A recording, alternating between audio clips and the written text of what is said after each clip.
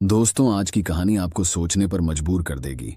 अक्सर हम कई मौकों पर कुत्तों का नाम लेकर मिसाल दिया करते हैं। किसी को गाली देते हैं तो कुत्ते का नाम जुबान पर आता है। गाली आदमी को देते हैं, पर नाम कुत्ते का बदनाम होता है क्या? कुत्ता इतना गया गुजरा जीव है। हमने उसे कभी खिलाने पिलाने के बारे में तो नहीं सोचा, चाहे कितने ही दिन से भूखा द्वार पर पड़ा हो, लेकिन हमें कभी उसका नाम इस्तेमाल करने में लज्जा नहीं आई। आपसे निवेदन है, 5 मिनट का समय निकालकर इस कहानी को जरूर सुन लेना। शायद आपकी सोच बदल जाए। नमस्कार दोस्तों, we think positive YouTube channel में आपका दिल से स्वागत है। अगले दिन सुरेश उस महात्मा से मिलने के लिए निकल गया। वह पहुंचकर सुरेश ने देखा कि महात्मा अपने आश्रम में कुछ लोगों को उपदेश दे रहे थे। तभी सुरेश ने महात्मा को प्रणाम किया और कहा, गुरुदेव, मेरे मन में एक प्रश्न उठ रहा है। महात्मा ने कहा। भंते ने संकोच होकर पूछो, आपके मन में वह कौन सा प्रश्न उठ रहा है? तब सुरेश ने कहा, गुरुदेव, मैं यह जानना चाहता हूं कि कुत्ते को एक टुकड़ा रोटी खिलाने से मनुष्य को कौन सा फल मिलता है। तभी महात्मा ने बताया, अगर मनुष्य कुत्ते को रोटी खिलाने के 8 फायदे जान जाए तो कभी दुखी नहीं होगा। भंते, कुत्ते को एक टुकड़ा रोटी खिलाने से मनुष्य को 8 फायदे होते हैं, तथा जो भी मनुष्य इन फायदों के बारे में जान जाता है उसका जीवन धन्य हो जाता है और उसको जीवन में कभी दुखों का सामना नहीं करना पड़ता है। जो भी मनुष्य पृथ्वी लोक पर कुत्ते को एक टुकड़ा रोटी खिलाता है उसे 8 फायदे होते हैं और वह जीवन भर सुखी रहता है और उसे मृत्यु के बाद मोक्ष की प्राप्ति होती है। महात्मा ने कहा, भंते, तुम्हें एक कहानी सुनाता हूं, ध्यान से सुनना, फिर तुम्हें सब पता चल जाएगा। एक समय की बात है। एक काले रंग का कुत्ता था। वह बहुत ही लाचार था और भूखा प्यासा था। वह गांव में सभी के घर घर जाता था, परंतु उसे कोई भी व्यक्ति रोटी का एक टुकड़ा भी नहीं देता था। वह भूख के मारे इधर उधर घूमता रहता। एक दिन वह गांव के बाहर नदी के किनारे एक ऋषि के आश्रम पर पहुंच गया और ऋषि से कहने लगा, हे मुनिवर, मुझे लगता है आप बहुत ही विद्वान तथा ज्ञानी हैं, इसीलिए मैं भूखा प्यासा आपके पास आया हूं। कृपा करके आप मुझे एक टुकड़ा रोटी का दे दीजिए, जिसे मैं खाकर अपनी भूख को शांत कर लूं। तभी वह ऋषि कहते हैं, हे स्वान, क्या तुम्हें गांव में एक टुकड़ा रोटी का किसी ने नहीं दिया जिसे तुम खाकर अपनी भूख मिटा सको? वह कुत्ता ऋषि से कहता है, हे मुनिवर, मैं आपको क्या बताऊं, आप मेरी बातों पर विश्वास नहीं करोगे। तभी वह ऋषि कहते हैं, स्वान, तो बताओ, तुम्हारी बातों पर मैं विश्वास अवश्य करूंगा। मुझे तुम बहुत ही लाचार दिखाई पड़ते हो।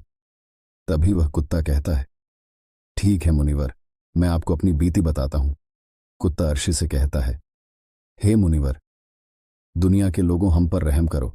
हमारा कोई घर नहीं होता है, कोई आसरा नहीं होता है, कमाकर खाना हमें नहीं आता है, हमें वस्त्र भी पहनने का ज्ञान नहीं है, इसलिए सर्दी, गर्मी और बरसात में हम ऐसे ही घूमते रहते हैं। हमें पढ़ना लिखना भी नहीं आता। मुनिवर, आपकी तरह हमें अनुशासन नहीं आता, हमें आपकी तरह बोलना नहीं आता। यह हमारा दुर्भाग्य ही समझिए, परंतु हमें आपकी तरह भूख भी लगती है। चोट लगने पर हमें आपकी तरह पीड़ा भी होती है, हमें आपकी तरह रोना भी आता है। बस इन्हीं 3 कामों में हम आपकी बराबरी करते हैं, इसलिए हम पर दया दिखाइए, हमें और कष्ट मत दीजिए। ईश्वर ने तो हमें वैसे भी कष्ट देकर ही भेजा है, ऊपर से आप लोग हमें परेशान करते हैं। हम आपकी तरह मनुष्य नहीं हैं, हम पराधीन जीव हैं। जब हमारा जन्म हुआ उस समय हमारे आंख कान बंद थे।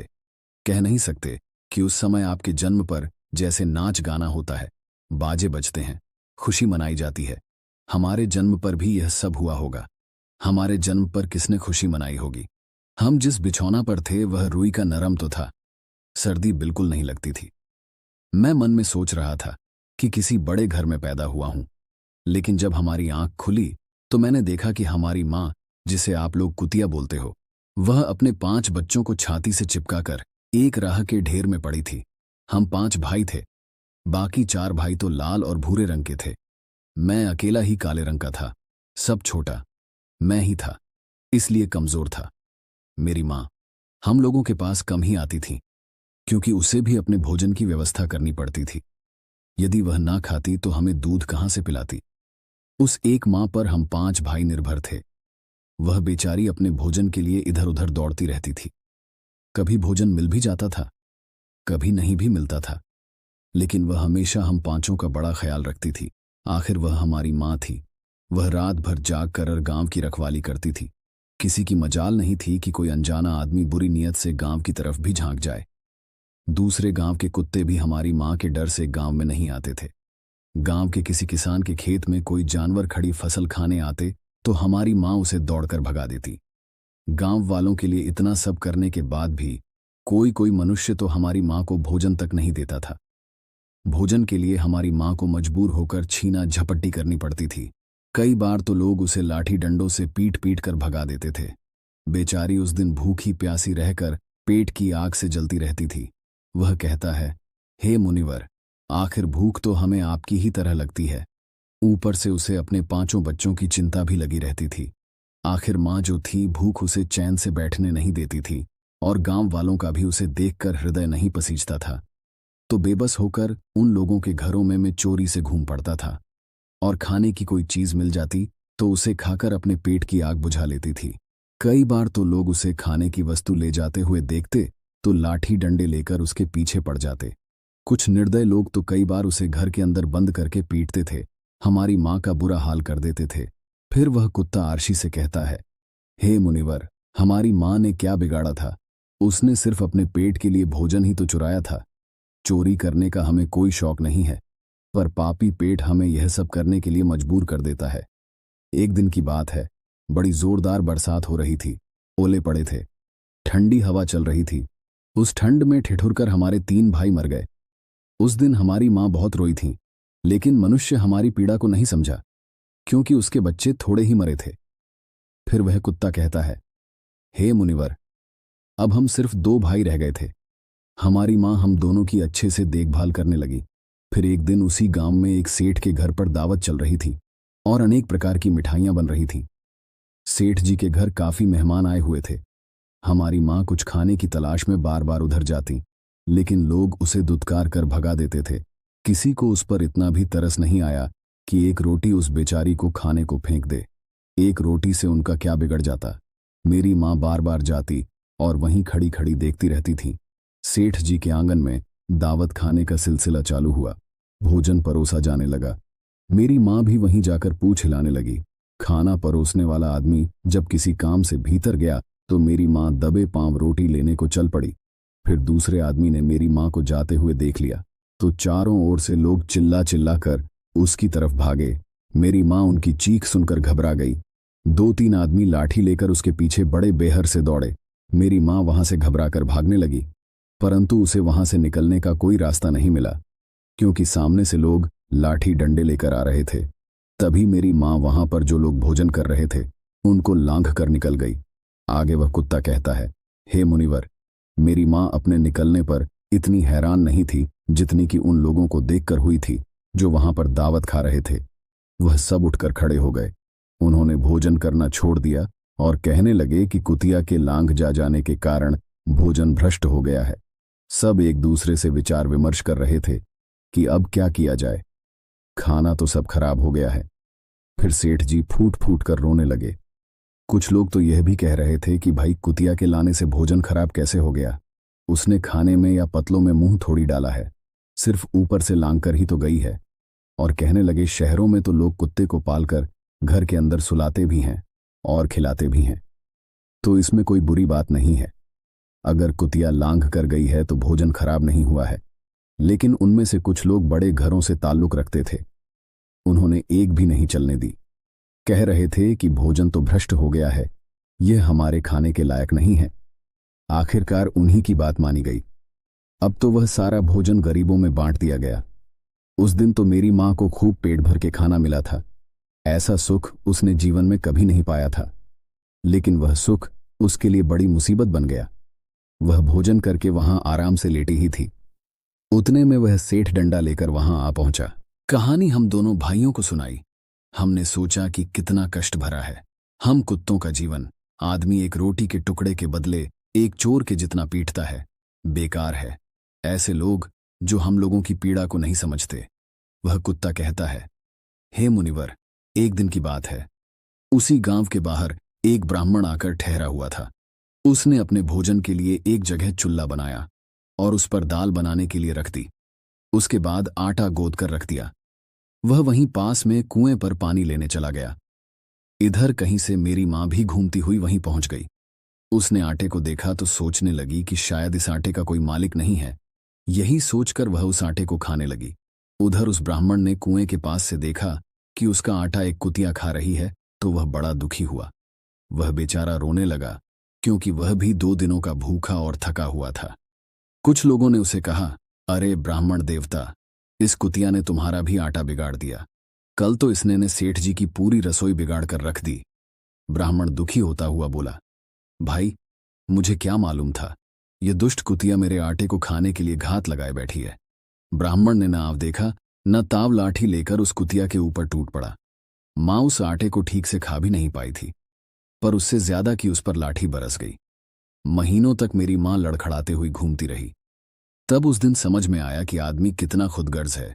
हम उसका कोई भी कार्य करते हैं तो भी वह हमें नहीं समझता।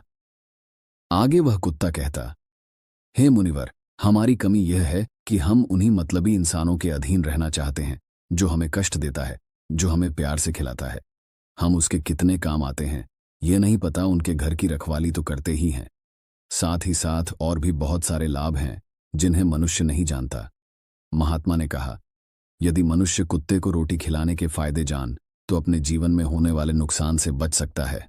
आज मैं आपको बताऊंगा कुत्ते को रोटी खिलाने के 8 फायदे। मनुष्य को पता नहीं है कि जब भी घर में रोटी बनाई जाती है तो सबसे पहली रोटी गौ माता की होती है और पिछली रोटी कुत्ते की होती है। महात्मा ने कहा, ऐसा ही विधान भगवान ने बनाया था, लेकिन भगवान के बनाए उस विधान को भूलकर मनुष्य अगली और पिछली रोटी स्वयं ही खा जाता है। इसका दुष्प्रभाव उसके जीवन पर पड़ता है। कुत्ता वह प्राणी है जिसको रोटी खिलाने से मनुष्य के जीवन में पड़ने वाले ग्रहों के दोष भी दूर हो जाते हैं। महात्मा ने कहा, कुत्ते को रोटी खिलाने का पहला फायदा, कुत्ते को रोटी खिलाने से क्षण का नकारात्मक प्रभाव कम हो जाता है। न ग्रह जब अपनी कुदृष्टि डालता है तो हर मनुष्य बर्बाद हो जाता है। जिस व्यक्ति पर उनकी महादशा का आरंभ हो जाता है तो बने बनाए काम अपने आप बिगड़ने लगते हैं और वह मनुष्य आर्थिक तंगी का शिकार हो जाता है। उस स्थिति में व्यक्ति यदि कुत्ते को रोटी खिलाता है तो उस पर क्षण का दुष्प्रभाव बहुत ही कम हो जाता है। कुत्ते को रोटी खिलाने का दूसरा फायदा, कुत्ते को रोटी खिलाने से भाग्य आपके पक्ष में हो जाता है। आपके घर के अंदर नकारात्मक शक्ति नष्ट हो जाती है।